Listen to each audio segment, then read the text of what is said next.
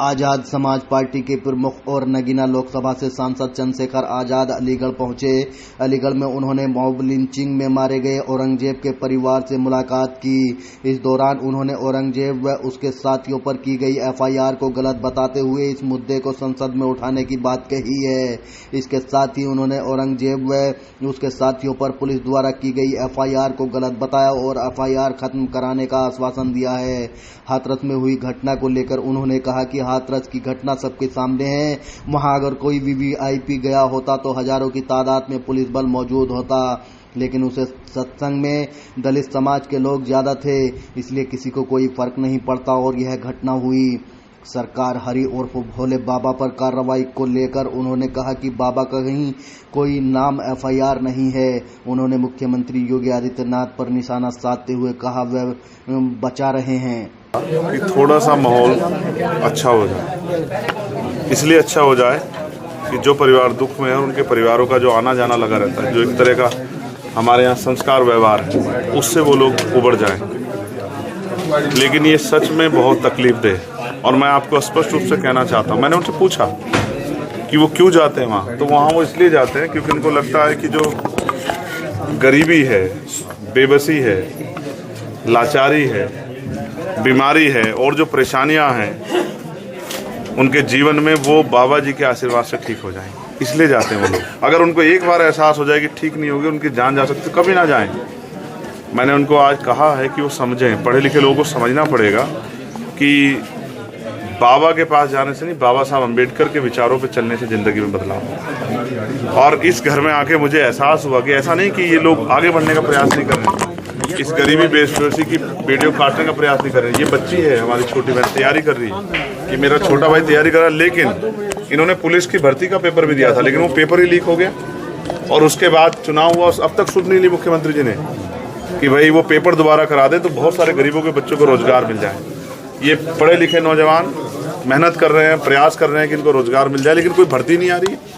और जो भर्ती आती है उसमें घोटाले हो जाते हैं, 69 शिक्षक भर्ती की तरह, या पेपर लीक हो जाता है। तो ये क्या करें? गरीब गरीब बना हुआ है, अमीर अमीर हो रहा है। देश में जो हो रहा है वो किसी छिपावा नहीं। अब आपकी तरफ से क्या आश्वासन? मैंने उनको विश्वास दिलाया कि जो अभी सत्ता में जो बैठे लोग हैं उनको ये सोचना चाहिए कि 2 लाख 4 लाख रुपए में नहीं होता। इस परिवार जहाँ मैं बैठा हूँ, इसकी 5 बेटियां हैं और उसकी जिम्मेदारी और 5-6 बहनों की है। राहुल जी ने भी पत्र लिखा है योगी सरकार को। मैं पत्र नहीं लिखूंगा, मैं जाके कोशिश करूंगा कि केंद्र सरकार से भी, क्योंकि हम पार्लियामेंट में हैं, प्रधानमंत्री जी से भी और मुख्यमंत्री से भी हम लोग प्रयास करेंगे। वो सत्ता में बैठे हैं, अगर वो नहीं समझेंगे दुख तो कौन समझेगा? अभी तक जितनी कार्रवाई हुई है उससे आप कितने संतुष्ट हैं?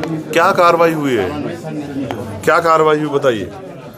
सबसे पहले तो सबसे ज्यादा जिम्मेदारी ये है कि जो परिवार टूट गए हैं उन परिवारों को पैरों पे खड़ा किया जाए। इसके लिए सबसे पहले उनको जो है ना एक उचित मुआवजे की व्यवस्था होनी चाहिए थी। और जो उस हालात में नहीं है, जिनके घर से जिस तरह की समस्या होगी है कि कमाने वाला या जो, क्योंकि वो भी अपना घर चलाने के लिए मेहनत करती थी, उनके बारे में सरकार सोचे, उनके लिए व्यवस्था है। जिन पर जमीन नहीं उनको जमीन दे, जिनके घर में और पेंशन की व्यवस्था करा सकते पेंशन की व्यवस्था कराए। उन परिवारों को अकेला ना छोड़े, ये सरकार की जिम्मेदारी। मैं तो कहता हूँ सरकार 25-25 लाख रुपए का मुआवजा इन परिवारों को दे।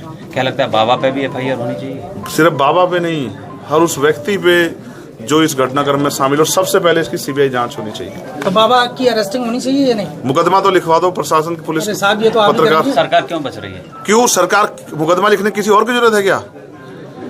बताओ ना। सबका साथ सबका विकास की बात करने वाली इतनी बड़ी घटना पे चुप्पी सरकार की क्या समझ आता है? अपोजिशन पार्टियां भी कहीं ना कहीं बाबा के नाम लेने से बच रही हैं। नहीं, हमें किससे बचने की जरूरत नहीं है। मैं ये कह रहा हूं और इस हादसे की जो जांच है वो निष्पक्ष जांच पास करो, जिससे दूध का दूध और पानी का पानी, असल एक्चुअली पता लगे कि हुआ क्या है, पूरी घटना का खुलासा हो और जो दोषी हो, बाबा हो या कोई और हो, सब पे कार्रवाई हो। लेकिन साथ साथ एडमिनिस्ट्रेशन और पुलिस और सरकार की भूमिका को निंदा नहीं किया जा सकता। जिस तरह से लापरवाही बरती गई है, इतना बड़ा मॉब इकट्ठा हुआ और चुनिंदा 10, 20, 50 पुलिसकर्मी लगा के जिस तरह से इस घटना को अंजाम होने देने, इस घटना को घटित होने देने का इंतजार किया गया, ये भी जो है सोचने का विषय है। आखिर बाबा पर अभी तक कार्रवाई क्यों नहीं हुई है और इसका जवाब मुख्यमंत्री दें।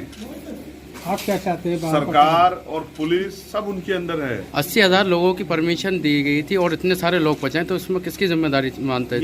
ये एडमिनिस्ट्रेशन की जिम्मेदारी है, पुलिस की जिम्मेदारी है। अगर उनके एलआईयू का फेलियर है, इंटेलिजेंस का फेलियर है, सरकार का फेलियर है, और 80,000 लोगों की व्यवस्था में कितने एडीएम की, कितने एसडीएम की, कितने सीओ की, कितने दरोगा, कितने एसएचओ की ड्यूटी लगी थी, ये भी सरकार बताए। आला अधिकारी के द्वारा जानकारी दी गई है 123 लोगों की मौत हुई है, लेकिन कुछ लोगों का कहना यह भी है कि बिना पोस्टमार्टम किए भी लेके गए और भर के लोग थे यूपी के अलावा भी ले गए। इसलिए हम लोग डाटा इकट्ठा करा रहे हैं कि उन परिवारों को भी जो मदद सरकार से होनी है, और मैं चाहता हूं सरकार कम से कम 25-25 लाख रुपए की मदद करे।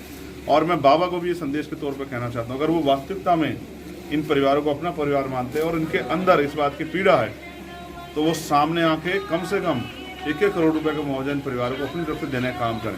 आप मृतक के परिवार के लोगों से वार्तालाप कर रहे हैं, क्या आश्वासन दे रहे हैं, क्या मैं इस आपसे बात मामले को पार्लियामेंट में जोर शोर से उठाऊंगा और सरकार से जवाब मांगूंगा। और मैं कोशिश करूंगा कि यहाँ के डीजीपी, यहाँ के प्रमुख सचिव, मुख्य सचिव और मुख्यमंत्री से भी अगर मुझे मिलना पड़ा और उनको याद दिलाना पड़ा कि उन्होंने जो शपथ ली थी कि वो जाति धर्म के आधार पर भेदभाव नहीं करेंगे, वो विधि अनुसार सबके साथ न्याय करेंगे, तो वो महसूस करें कि इन परिवारों को पैरों पे खड़ा होने के लिए आज उनसे मदद की जरूरत है, तो वो इसको ना करें।